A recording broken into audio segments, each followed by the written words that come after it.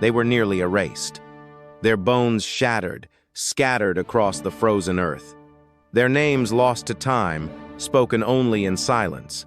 We once believed they vanished without a trace. But what if that wasn't the end? What if one survived? This is not a tale of glory. It is a story whispered through blizzards and buried in bony, story of exile, endurance, and haunting solitude. The Last Neanderthal.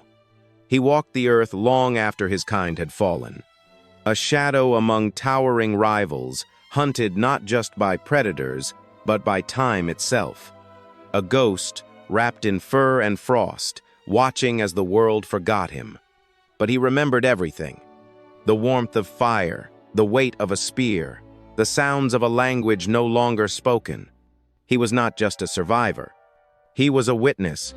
And now, after 40,000 years of silence, his story will finally be told. They came like shadows riding the wind Cro-Magnons, taller, faster, smarter, not just a new kind of human, but a new force of nature.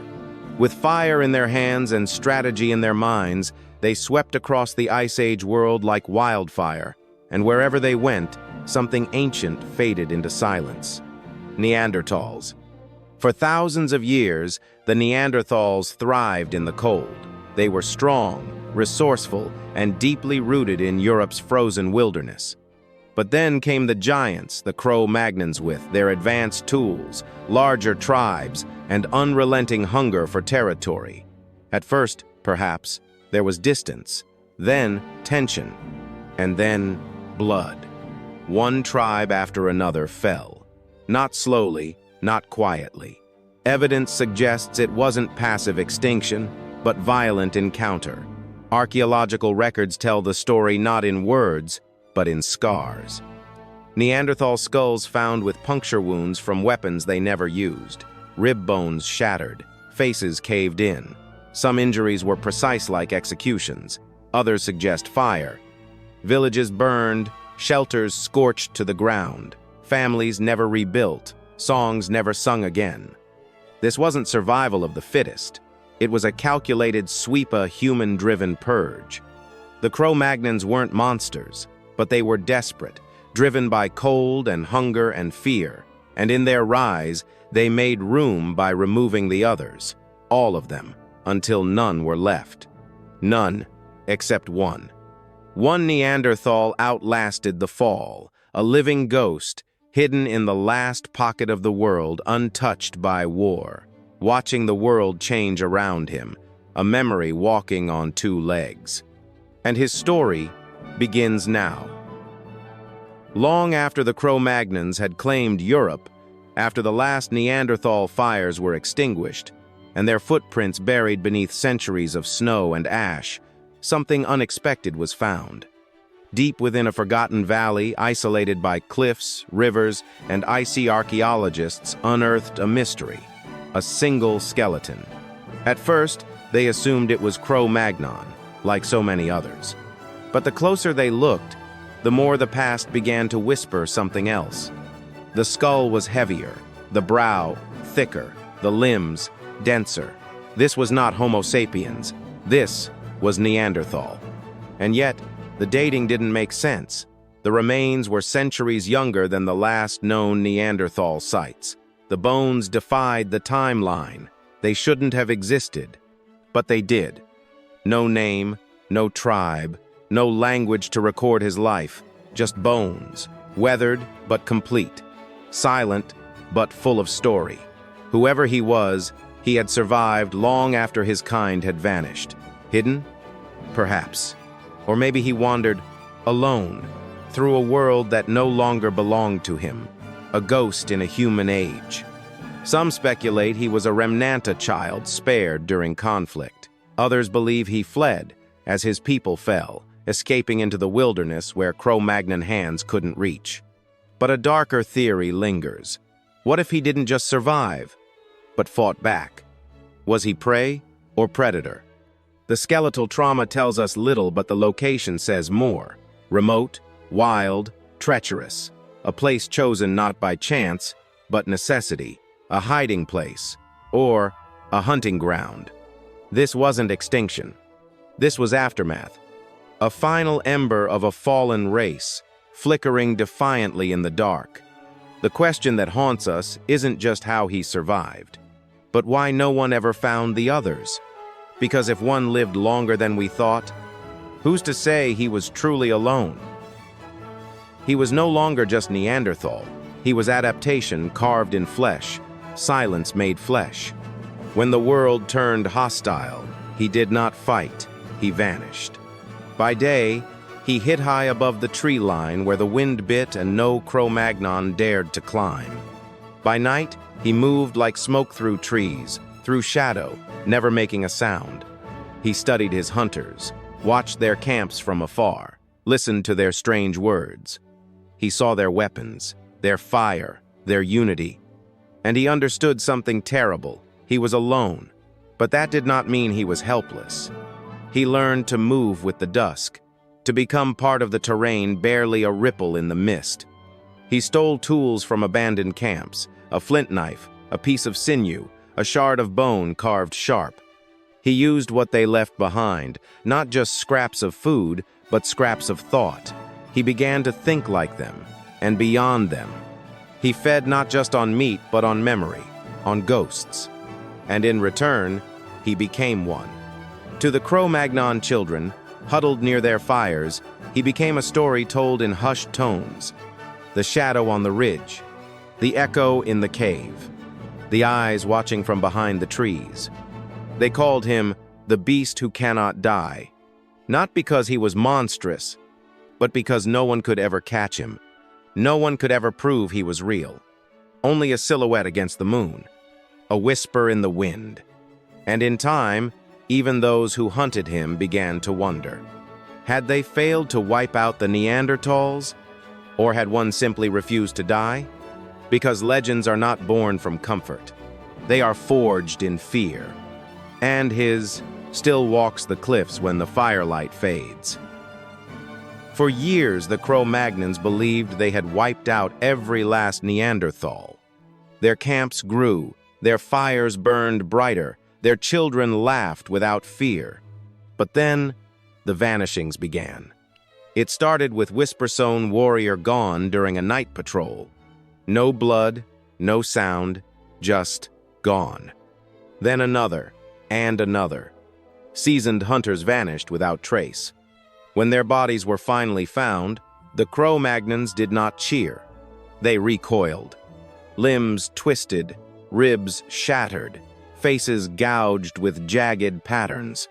Not the clean precision of a hunter, but the raw rage of something ancient. Some said it was a bear. Others said it was madness. But one child, pale and trembling, told a different tale. He had seen a giant taller than any man, cloaked in fur and shadow, with eyes glowing like coals watching from the trees. And when the fire crackled too loud, it vanished like a ghost. That night, the Cro-Magnons didn't sleep.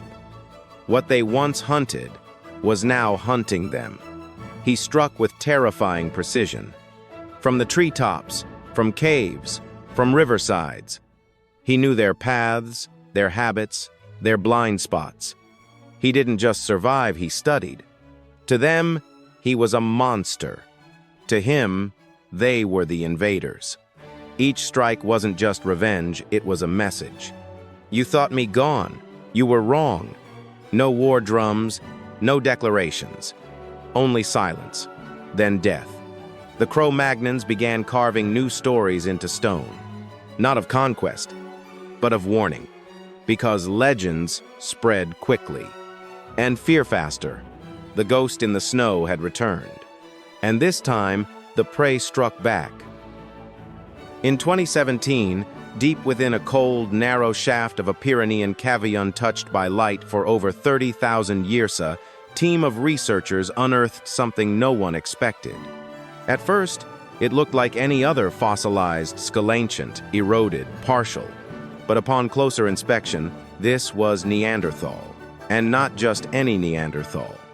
This skull bore signs of trauma, deep fracture across the left temporal lobe. Blunt force impact, enough to kill a modern man. But the bone had healed. He survived. A strike that should have ended him didn't. And then came the real mystery. Scattered beside his bones were not just typical Neanderthal artifacts. Among the moss-frozen stones lay a single Cro-Magnon blade, still sharp, unmistakable in design. Its edge chipped, its haft cracked, but along its hilt, preserved in ancient resinware fingerprints. Thick, broad, not Cro-Magnon, his. Scientists were stunned. This wasn't evidence of conflict. This was evidence of evolution. He had taken their tool, learned its shape, wielded it, adapted. And not just once. Carbon traces on the blade revealed multiple uses: deer fat, fire ash, human marrow. He didn't just survive in isolation. He thrived in it, taught himself to hunt like them, to fight like them, maybe even to think like them. He became the ghost they feared, a silent blade in the dark, a living fossil shaped by vengeance, tempered by time, and sharpened by solitude. And in the stillness of that Pyrenean cave, buried beneath layers of time and silence, the truth was undeniable. The last Neanderthal wasn't a remnant of the past. He was a glimpse of what could have been. Vengeance became evolution. He left no cave art, no handprint in ochre, no burial wrapped in mammoth hide. There was no monument, no tomb, no tale whispered from tribe to tribe. Only absence, only traces, a blade, a scarred skull, and silence. But even silence can echo. For decades, anthropologists believed the last Neanderthal had vanished into extinction, a final footstep in snow, washed away by time. But whispers emerged in the highlands of the Pyrenees, of a shepherd boy with unusual strength, an old woman with eyes too wide, too gray, of lineages tucked deep in the folds of the mountains, isolated, untouched. And then came the DNA. In 2021, a genetic anomaly surfaced in a remote French village, a blood marker not seen in any known Cro-Magnon lineage. Too ancient, too divergent, too Neanderthal. It wasn't proof, but it was something more dangerous possibility. What if the last Neanderthal didn't die in that cave? What if he found others in secret outsiders, wanderers, women from Cro-Magnon tribes who had gone missing in the wilderness? What if his survival wasn't just personal but generational? Some believe his descendants walk among us still, not as beasts but as carriers of memory, living relics of a forgotten war, spirits cloaked in flesh. And in villages where the wind howls through pine, and children are told stories by firelight of a man who could not die, a shadow in the trees, a ghost with eyes of stone, they wonder if it's just folklore or blood memory, because what he left behind may not have been tools, but DNA. And what if, just what if, the last Neanderthal didn't become extinct? He became the world's first ghost story. The Cro-Magnons may have claimed the land, the fire, and the future. History marks them as the victors, the ones who walked forward while others vanished into ice and ash. But victory isn't always the final word, because sometimes it's not the conquerors we remember, but the ghosts they left behind. The last Neanderthal may never have told his story. No songs, no symbols etched into cave walls, but his silence spoke louder than triumph. In every shadow that moves just out of sight, in every unexplained flicker of ancestry, he endures, not as a king, not as a myth, but as the one who refused to be erased, a reminder that survival isn't always visible. Sometimes it lives in echoes. So before you forget, before you turn away from the bones and dust, subscribe to Prehistoric Shadows, because not all who vanish are truly gone.